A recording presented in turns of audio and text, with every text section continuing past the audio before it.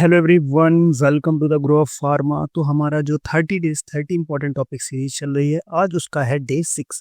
तो pharmacist exam के capsule series में आज हम लोग बात करेंगे डिसीज एंड उनकी ड्रग ऑफ चॉइस के बारे में। ये एक ऐसा टॉपिक है जिससे आप कोई भी एग्जाम दे रहे हो, फार्मासिस्ट हो गया, जी पैक, नाइपर, ड्रग इंस्पेक्टर, कोई सा भी आप एग्जाम दे रहे हो, ये टॉपिक से आपको क्वेश्चन देखने को मिलेगा ही मिलेगा। पर्टिकुलर डायरेक्टली पूछ लेगा कि इस पर्टिकुलर डिसीज की ड्रग ऑफ चॉइस क्या होती है। अब इसमें दो टाइप के क्वेश्चन मिलते हैं। एक मिलता है कि डायरेक्टली पूछ लेगा कि ये पर्टिकुलर, जैसे अगर अपने पास गाउट है तो उसकी क्या ड्रग ऑफ चॉइस है, माइग्रेन है तो उसकी क्या ड्रग ऑफ चॉइस है। और दूसरा एक आता है कि अगर इससे हाइपरटेंशन है तो हाइपरटेंशन की ड्रग ऑफ चॉइस अलग होती है। फिर एक क्वेश्चन पूछता है कि अगर हाइपरटेंशन है और वो प्रेगनेंसी में है तो उसकी ड्रग ऑफ चॉइस अलग होती है। तो दोनों अलग अलग चीज़ें हो जाएंगी। तो इस वीडियो में हम लोग बात करेंगे ड्रग ऑफ चॉइस के बारे में। जो अपना नेक्स्ट वीडियो आएगा उसमें हम लोग बात करेंगे drug of choice in pregnancy के बारे में। ठीक है, तो 30 डेज का कंप्लीट शेड्यूल मैंने चैनल पे डाल रखा है, तो वो भी जाके आप लोग एक बार चेकआउट जरूर कर लेना। तो उससे आपको पता चल जाएगा कि हम किस दिन किसके बारे में बात करने वाले हैं। चलो आ जाओ फिर फटाफट से वीडियो को स्टार्ट करते हैं। अब सबसे पहले थोड़ा सा एक बेसिक ओवरव्यू ले लेते हैं कि ड्रग ऑफ चॉइस होता क्या है। Drug of choice is a preferred medication, जैसा नेम सजेस्ट कर रहा है, पर्टिकुलर कंडीशन के लिए। अब ये किस किस चीज़ पे डिसाइड करते हैं कि यही ड्रग ऑफ चॉइस होनी चाहिए। सबसे पहले मैक्सिमम इफिकेसी वो ड्रग शो करेगी, और उससे भी ज़्यादा इंपॉर्टेंट जो है वो मिनिमम साइड इफेक्ट। एक बार इफिकेसी से हम लोग कॉम्प्रोमाइज थोड़ा बहुत कर सकते हैं, बट साइड इफेक्ट मिनिमम होना चाहिए। Clinical guidelines and evidence and cost effectiveness, साथ में क्या होना चाहिए, कॉस्ट इफेक्टिव होना चाहिए। That drug of choice is often a first line treatment, हमेशा क्या होता है, ड्रग ऑफ चॉइस ही होती है। ठीक है, चलो आगे बढ़ते हैं नेक्स्ट स्लाइड पे। कि अब हम बात करते हैं कि ये तो हो गया कि पेशेंट के पॉइंट ऑफ व्यू से। अब हमारे पॉइंट ऑफ व्यू से क्या होता है कि कोई भी एग्जाम आप एम्स, सीआरई, जीपैट, डीएसएसबी हो गया, अभी डीएमईआर हो गया, नाइपर हो गया, डीआई हो गया, कुछ भी हो गया, इससे क्वेश्चन आता ही आता है। ठीक है, एग्जाम्पल जैसे हाइपरटेंशन की मैंने बात की, इनिशियल थेरेपी, और drug of choice ACE inhibitor है, थायराइड। तो ऐसे हम लोग आगे भी सारे के बारे में बात करते हैं। चलो, तो सबसे पहले स्टार्ट करते हैं। सबसे पहला जो है अपने पास क्या है, एसिटामिनोफेन की पॉइजनिंग। अगर एसिटामिनोफेन की पॉइजनिंग हो रही है तो उसके लिए ड्रग ऑफ चॉइस क्या होगी आपकी, acetyl cysteine. Acute bronchial asthma हो रहा है तो आपको क्या देंगे हम लोग, सैल्ब्यूटामॉल हमारी ड्रग ऑफ चॉइस हो जाएगी। गाउट, अब गाउट में कई सारे होते हैं, तो क्रोनिक गाउट के लिए जो ड्रग ऑफ चॉइस है वो क्या है, एलोप्यूरिनॉल। और एक्यूट गाउट्स के लिए हम लोग क्या यूज करते हैं, नसैड्स यूज करते हैं, बट एस्पिरिन यूज नहीं कर सकते क्योंकि ये इन्फ्लामेशन को क्या कर देता है, बढ़ा देता है। तो इसीलिए हम लोग एस्पिरिन नहीं यूज करेंगे। बाकी कोई भी नसैड हम लोग एक्यूट गाउट के लिए यूज कर सकते हैं, और क्रोनिक गाउट के लिए हम लोग हमेशा एलोप्यूरिनॉल यूज करते हैं। ठीक है, डिजिटैलिस की टॉक्सिसिटी हो रही है, डिजी बाइंड यूज करेंगे। माइग्रेन, माइग्रेन में दो चीजें, अगर ट्रीटमेंट हमें करना है तो सुमाट्रिप्टन से करेंगे, और अगर माइग्रेन की प्रोफाइलेक्सिस की बात हो रही है तो प्रोफाइलेक्सिस कौन कराता है, माइग्रेन की प्रोफाइलेक्सिस होता है हमारा प्रोप्रानोलॉल से। ठीक, समझ गया बात को। तो ट्रीटमेंट की अलग ड्रग ऑफ चॉइस है, प्रोफाइलेक्सिस के लिए अलग ड्रग ऑफ चॉइस है। आगे बढ़ते हैं, नेक्स्ट अपने पास है अगला जो हम बात करेंगे, वो बात करेंगे अल्जाइमर डिसीज के लिए।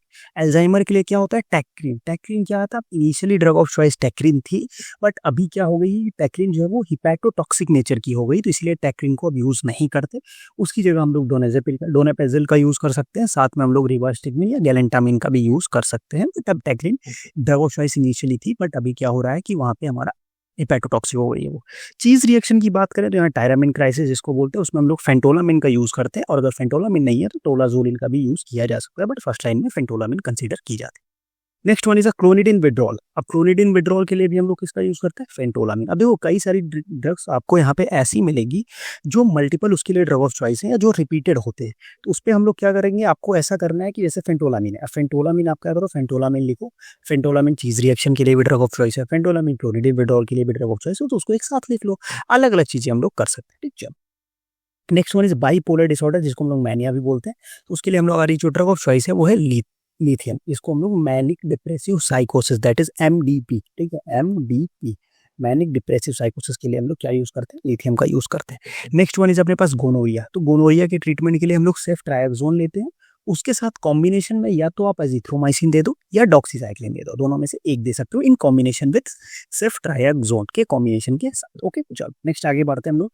अगला जो अपने पास है ग्लाउकोमा। अब ग्लाउकोमा में भी हमने बात करी थी, दो तरीके के ग्लाउकोमा होते हैं। एक होता है क्या, एक होता है आपका ओपन एंगल ग्लाउकोमा। तो ओपन एंगल ग्लाउकोमा के लिए हम लोग मेनली किसको कंसीडर करते हैं, हम लोग मेनली कंसीडर करते हैं पीजीएफ2 एगोनिस्ट, जैसे लैटेनोप्लास्ट हो गया आपका, और दूसरा आपका बिमेटोप्लास्ट हो गया। Next one is a closed angle glaucoma. तो क्लोज्ड एंगल ग्लाउकोमा के लिए हम लोग क्या यूज करते हैं, हम लोग मेनली देखो क्या होता है, क्लोज्ड एंगल ग्लाउकोमा के लिए हमेशा सर्जरी ही प्रेफरेंस रहती है, बट एसिटाजोलामाइड कुछ हद तक उस पर इफेक्टिव वो हुआ है, तो हम लोग acetazolamide as a drug of choice ले सकते हैं।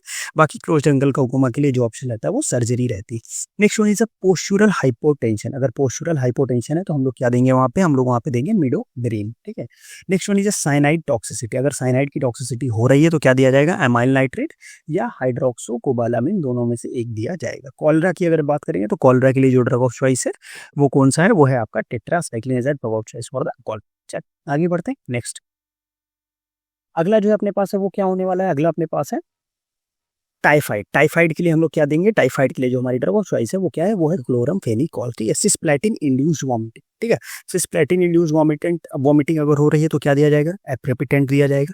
अगर आपका वहाँ पे इंटेरिक फीवर है तो इंटेरिक फीवर के लिए जो ड्रग ऑफ चॉइस हो या तो सेफ्ट्रायाक्सोन या सिप्रोफ्लॉक्सासिन, इन दोनों में एक हम दे सकते हैं। ठीक है। Next one is ethylene glycol या मेथेनॉल पॉइजनिंग। इथाइलिन ग्लाइकोल या मेथेनॉल पॉइजनिंग, दोनों में हम किसका देंगे, फोमेटिजोल दिया जाएगा। और अगर आपको हिपेरिन का ओवरडोज होता है तो वहाँ पे क्या दिया जाएगा, प्रोटामिन सल्फेट। अब देखो हिपेरिन क्या होता है, यहाँ पे इसके बारे में, हिपेरिन के बारे में मैं एक चीज और बता दूं। हिपेरिन जो होता है वो होता है आपका स्ट्रॉन्गेस्ट ऑर्गेनिक एसिड होता है। ठीक है। हिपेरिन क्या होता है, स्ट्रॉन्गेस्ट ऑर्गेनिक एसिड। अब जब ये स्ट्रॉन्गेस्ट ऑर्गेनिक एसिड है तो इसका जो एंटीडोट होगा वो भी क्या होना चाहिए, वो भी स्ट्रॉन्गेस्ट ऑर्गेनिक क्या होना चाहिए, बेस होना चाहिए। तो अगर हम बात करेंगे तो स्ट्रॉन्गेस्ट ऑर्गेनिक बेस जो है वो क्या है आपका, वो आपका है प्रोटामिन सल्फेट। और अगर एसिड की हम बात करेंगे तो वो क्या है, वो आपका है हिपेरिन। ठीक, समझिए बात को। चलो आगे बढ़ते हैं। नेक्स्ट अगली हम ड्रग ऑफ चॉइस के बारे में बात करेंगे।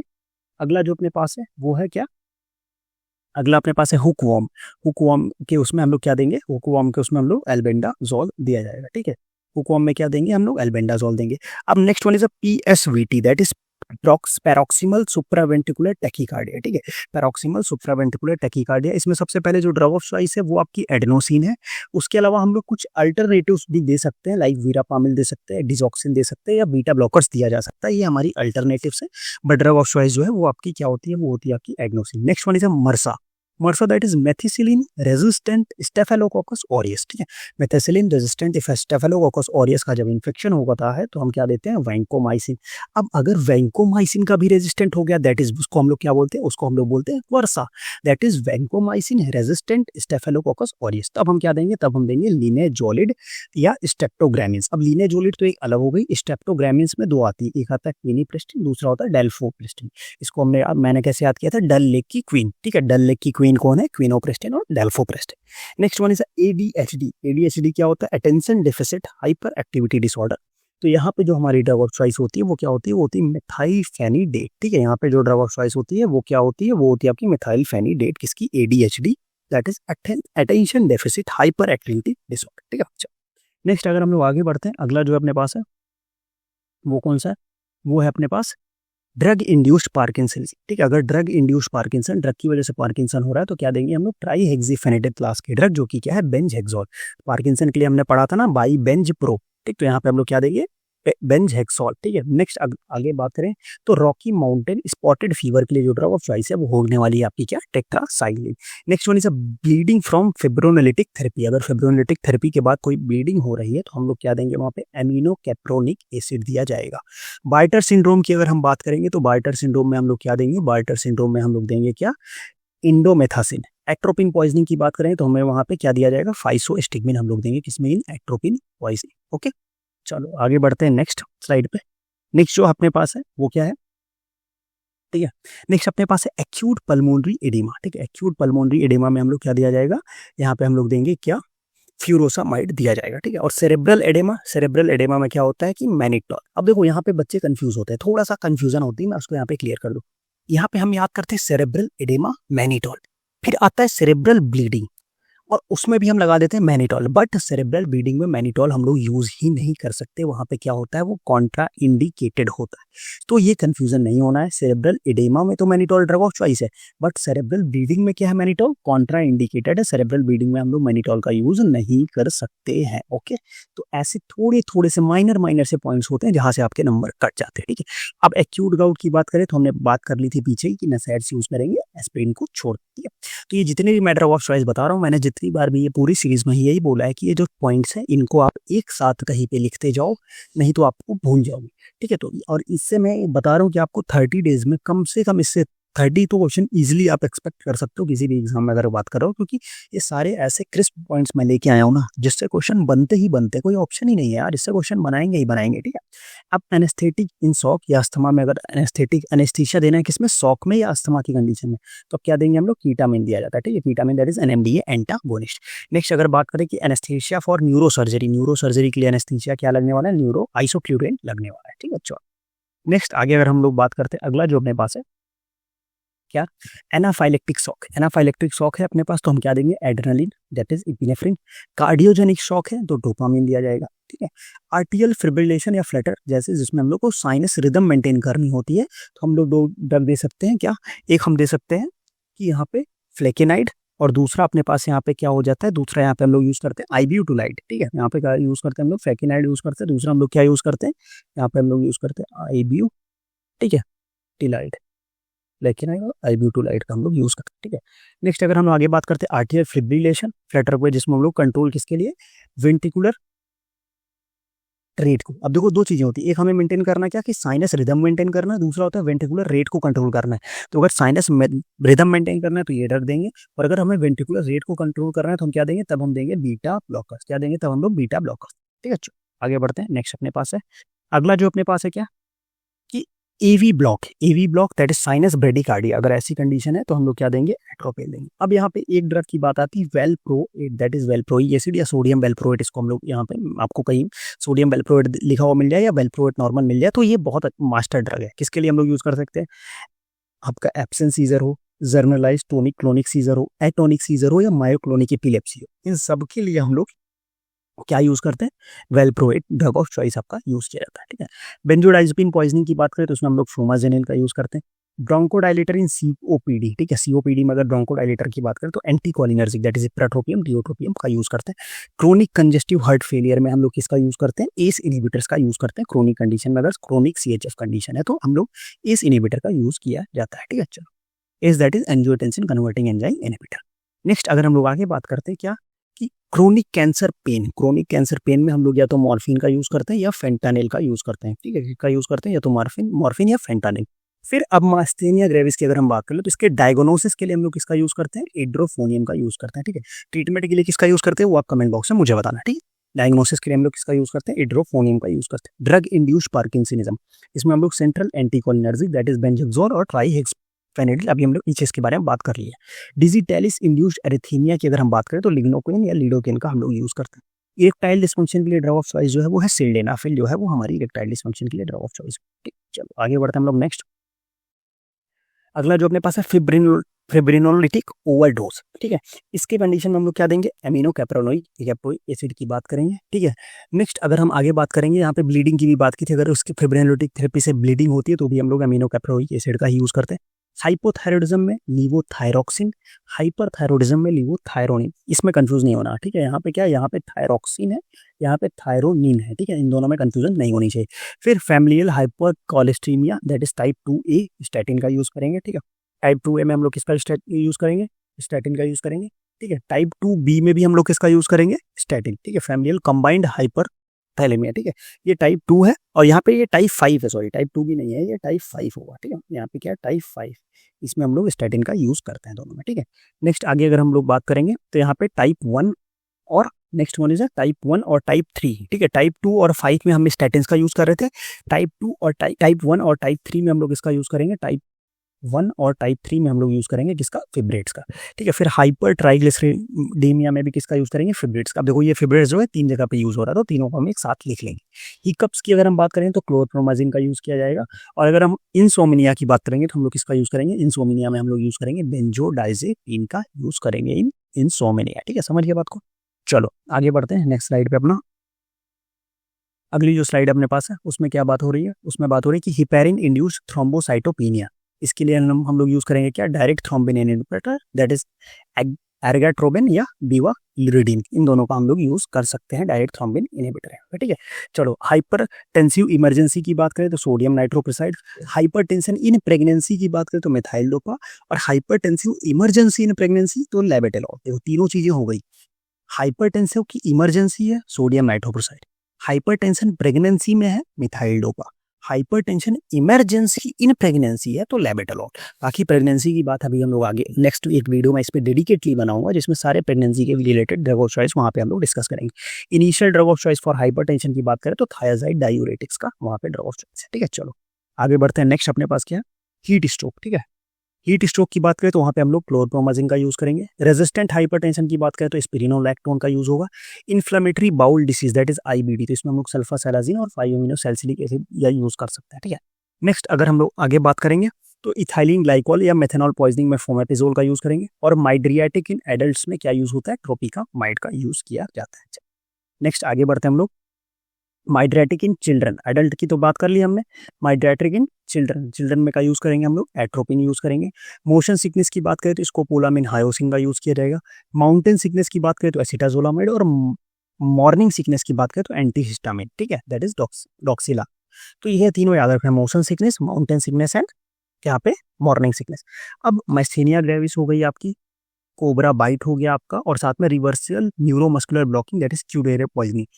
इन सब के लिए हम लोग एंटीकोलिनेस्टेरेज का यूज करते हैं, दैट इज नियोस्टिग्मिन का यूज करते हैं। तो इन तीनों चीजों के लिए तो आपको ये तीनों चीजें क्या रखनी है, आपको ध्यान में रखना है। ठीक है, समझिए बात को। चलो आगे बढ़ते हैं हम लोग नेक्स्ट स्लाइड पे, अपनी जो अगली स्लाइड है उसमें हम लोग बात करेंगे क्या, माइग्रेन की प्रोफाइल एक्सिस के लिए प्रोप्रेनॉल हमने आगे बात कर ली कि माइग्रेन के ट्रीटमेंट के लिए 5-HT1B एगोनिस्ट सोमाट्रिप्टेन हम बात कर रखा है। ईटिंग डिसऑर्डर दैट इज बुलेमिया, उसके लिए हम लोग SSRI selective serotonin reuptake inhibitor anti depressants का हम लोग क्या करते हैं वहाँ पे यूज करते हैं। ठीक है, नेक्स्ट वन से मलेरिया इन प्रेगनेंसी, क्लोरोक्विन का यूज करेंगे। Muscle relaxants for day care, day care के लिए मसल रिलैक्सेंट्स जो है उसके लिए हम लोग क्या यूज करेंगे, वहाँ पे हम लोग यूज करेंगे नीवा क्यूरियम का यूज किया जाता है। ओके, नेक्स्ट स्लाइड की अगर हम बात करते हैं अपने पास क्या है यहाँ पे, मसल रिलैक्सेंट फॉर सर्जरी। ठीक है, डे केयर के लिए हम लोग बात कर ली। अब अगर इंडोट्रैकियल इंट्यूबेशन दैट इज सर्जरी करनी हो तो हम लोग सक्सिनेंट कोलिन का यूज करेंगे। मैलिग्नेंट हाइपरथर्मिया के लिए हम लोग क्या यूज करते हैं, मैलिग्नेंट हाइपरथर्मिया इसलिए डेंट्रोलिन सोडियम का यूज किया जाता है, दैट इज डेंट्रोलिन है। नेक्रोलेप्सी के लिए हम लोग क्या यूज करेंगे, मोडाफिनेल का यूज करेंगे। ऑर्गेनोफॉस्फेट पॉइजनिंग के लिए हम लोग क्या यूज करेंगे, एट्रोपिन यूज करेंगे। अब नेक्स्ट जो आता है अपने पास ओसीडी और डिप्रेशन और पैनिक, ओसीडी डिप्रेशन पैनिक, इन तीनों के लिए हम लोग क्या यूज करेंगे, SSRI that is anti depressant का यूज करेंगे, सेलेक्टिव सेरोटोनिन रीअपटेक इनहिबिटर। ठीक है, चलो नेक्स्ट आगे बढ़ते हैं। नेक्स्ट अपना अगर हम इसमें बात कर ले कौन कौन से अपने पास, मशरूम पॉइजनिंग। अब मशरूम दो तरीके के होते हैं, एक आता है early that is acute poisoning, दूसरा होता है क्रोनिक पॉइजनिंग। तो अर्ली एक्यूट पॉइजनिंग के लिए हम लोग एट्रोपिन का यूज करेंगे, और अगर क्रोनिक पॉइजनिंग हो गई तो हम लोग किसका यूज करेंगे, थायोटिक एसिड का यूज करेंगे। Oral anticoagulant overdose that is warfarin का अगर ओवरडोज हो जाता है तो हम लोग किसका यूज करेंगे, विटामिन के का यूज करेंगे। ओपियोइड विड्रॉल के लिए हम लोग मेथाडोन का यूज करेंगे, और थायरोटॉक्सिकोसिस इन प्रेगनेंसी के लिए प्रोपाइल थायोयूरासिल का यूज किया जाएगा। नेक्स्ट आगे बात करते हैं हम लोग किसके बारे में, अगला है अपने पास पोस्टपार्टम हेमोरेज। ठीक है, पोस्टपार्टम हेमोरेज की अगर हम बात करेंगे तो उसमें हम लोग क्या यूज करेंगे, उसमें हम लोग यूज करेंगे ऑक्सीटोसिन। पेटेंट डक्टस आर्टियोसिस के लिए इंडोमेथासिन। ठीक है, इबुप्रोफेन एस्पिरिन का यूज होगा। पैरासीटामोल एस्टामिनो पॉइजनिंग के लिए N-एसिटाइलसिस्टीन है। पेप्टिक अल्सर गर्ड दैट इज हमारे पास पेप्टिक अल्सर हो गया, गैस्ट्रिक एसोफेगल रिफ्लक्स डिसीज हो गया, जोलिंगर इलियसन सिंड्रोम हो गया, और नसाइड इंड्यूस्ड अल्सर हो गया। तो इन सब के लिए हम लोग किसका यूज करेंगे, इन सब के लिए हम लोग यूज करेंगे किसका, PPI that is proton pump inhibitors का हम लोग यूज करेंगे। समझ के बात को। नेक्स्ट और आगे हम लोग बात करते हैं किसके बारे में, next one is vertigo. Vertigo की अगर हम बात करें तो वर्टिगो में हम लोग किसका यूज करते हैं, सिनेरिजिन का यूज करते हैं। आर्ट्रियल फ्लटर की अगर हम बात करें तो कार्डियोवर्जन और स्मोलॉल का यूज करेंगे।